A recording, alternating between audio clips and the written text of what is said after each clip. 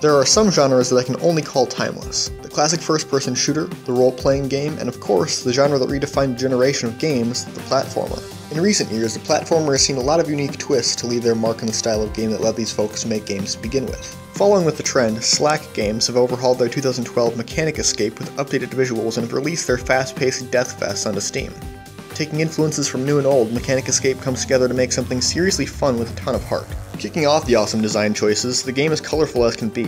It's become commonplace in the genre to have awesome visual design, but Mechanic Escape is relentless with its beautiful aesthetics. The main character models, the enemies, and the stages drip with bright, colorful detail. While almost all collectibles seem to be the same color, it helps to distinguish them from the rest of the level quickly, which becomes increasingly necessary as the game progresses through each of its themed worlds. While these themes are almost all motifs that you've seen before, areas like Robot Hell stand out as both distinct and original.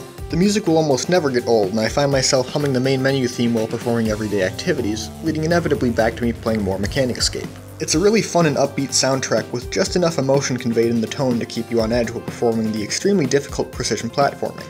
Themes aren't exactly plentiful, but I can't recall a single instance where the music was anything but pleasant and it never got repetitive. The difficulty curve is not steady, however, with some levels in the midpoint of each world being significantly more demanding than the final levels in each of their respective areas. It's not necessarily a negative aspect, but it comes off as something that could have been tweaked just a bit to avoid potential frustration, most especially in the game's second area, Electric Swamp. The level of thought put into each subsequent obstacle is almost unfathomable.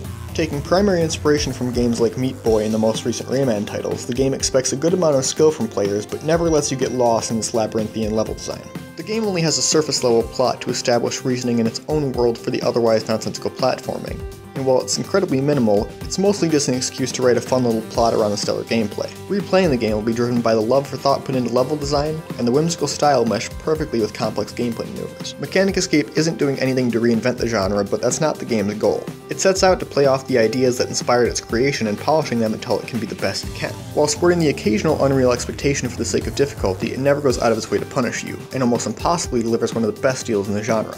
With incredible amounts of heart and a very modest price tag, Mechanic Escape sets a nice standard for indies looking to compete with the names who built the genre.